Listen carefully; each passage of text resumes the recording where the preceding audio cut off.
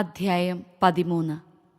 Abram ഭാര്യയോടും സ്വന്തമായ സകലത്തോടും കൂടെ ഈജിപ്തിൽ നിന്ന് നെഗബിലേക്ക് പോയി. ലോത്തും കൂടെയുണ്ടായിരുന്നു. അബ്രാമിന് ധാരാളം കന്നുകാലികളും സ്വർണവും വെള്ളിയും ഉണ്ടായിരുന്നു. അവൻ നെഗബിൽ നിന്ന് ബഥേൽ വരെയും ബഥേലിനും ആയിക്കുമിടയ്ക്ക് താൻ മുമ്പ് കൂടാരമടിച്ചതും ആദ്യമായി ബലിപീഠം പണിതതുമായ സ്ഥലം വരെയും യാത്ര ചെയ്തു. അവിടെ അബ്രാം കർത്താവിൻ്റെ നാമം വിളിച്ചപേക്ഷിച്ചു. അവൻ്റെ കൂടെ പുറപ്പെട്ട ലോത്തിനും ആട്ടിൻപറ്റങ്ങളും കന്നുകാലിക്കൂട്ടങ്ങളും കൂടാരങ്ങളും ഉണ്ടായിരുന്നു. അവർക്ക് ഒന്നിച്ചു താമസിക്കാൻ ആ ദേശം മതിയായില്ല. കാരണം അവർക്ക് വളരെയേറെ സമ്പത്തുണ്ടായിരുന്നു.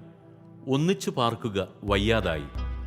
അബ്രാമിൻ്റെയും ലോത്തിൻ്റെയും കന്നുകാലികളെ മേയ്ക്കുന്നവർ തമ്മിൽ കലഹമുണ്ടായി. അക്കാലത്ത് കാനാൻകാരും പെരീസ്യരും അന്നാട്ടിൽ പാർത്തിരുന്നു. അബ്രാം ലോത്തിനോട് പറഞ്ഞു, നമ്മൾ തമ്മിലും നമ്മുടെ ഇടയന്മാർ തമ്മിലും കലഹമുണ്ടാകരുത്. കാരണം നമ്മൾ സഹോദരന്മാരാണ്. ഇതാ, ദേശമെല്ലാം നിന്റെ കൺമുമ്പിലുണ്ടല്ലോ. എന്നെ പിരിഞ്ഞു പോവുക. ഇടത്തുഭാഗമാണ് നിനക്ക് വേണ്ടതെങ്കിൽ ഞാൻ വലത്തേക്ക് വയ്ക്കൊള്ളാം. വലത്തുഭാഗമാണ് നിനക്കിഷ്ടമെങ്കിൽ ഞാൻ ഇടത്തേക്ക് വയ്ക്കൊള്ളാം. ജോർദാൻ സമതലം മുഴുവൻ ജലപുഷ്ടിയുള്ള ഭൂമിയാണെന്ന് ലോത്ത് കണ്ടു. അത് കർത്താവിൻ്റെ തോട്ടം പോലെയും സോവാറിന് നേരെയുള്ള ഈജിപ്തിലെ മണ്ണ് പോലെയുമായിരുന്നു. കർത്താവ് സോദോമും ഗൊമോറായും നശിപ്പിക്കുന്നതിന് മുമ്പുള്ള അവസ്ഥയായിരുന്നു അത്. ലോത്ത് ജോർദാൻ സമതലം തിരഞ്ഞെടുത്തു. അവൻ കിഴക്കോട്ട് യാത്ര തിരിച്ചു. അങ്ങനെ അവർ തമ്മിൽ പിരിഞ്ഞു. അബ്രാം കാനാൻ ദേശത്ത് താമസമാക്കി. ലോത്ത് സമതലത്തിലെ നഗരങ്ങളിലും വസിച്ചു. അവൻ സോദോമിനടുത്ത് കൂടാരമടിച്ചു.